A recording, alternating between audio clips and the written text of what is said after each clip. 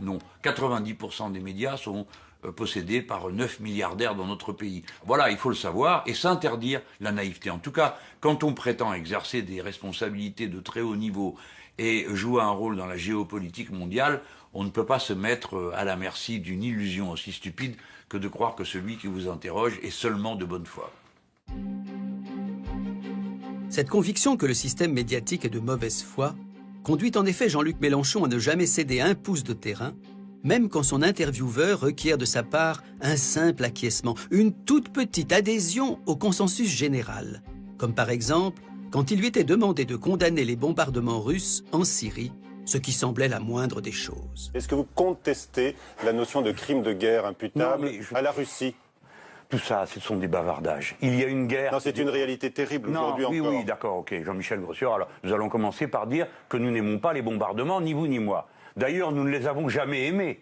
Vous voulez voir de ma bouche sortir le mot russe pour que ça rentre dans le vocabulaire ambiant. Alors, les bombardements en général sont condamnables, monsieur Jean-Michel Grossior. Arrêtez avec la politique de Disneyland. Il y a une guerre et les deux parties essayent de la gagner. Je verrai bien la tête et les questions que vous poserez à vos invités d'ici quelques jours. Quand commenceront les bombardements sur Mossoul, vous les trouverez divins, parce que libérateurs, vous savez... Je ne sais pas si vous visionnez vos interventions à la télé, mais vous ne vous dites jamais, après coup, que vous avez peut-être été trop intransigeant? Il faut comprendre la mécanique. Quand la machine médiatique se met en route, il faut que tout le monde cotise au même endroit.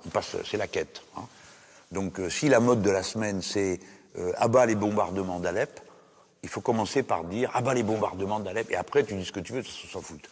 Ce qui compte, c'est même Mélenchon condamne, ce qui sous-entend que, au fond, j'ai déjà une accointance particulière avec les bombardements, mais que dans ce cas-là, quand même, je trouve que c'est trop.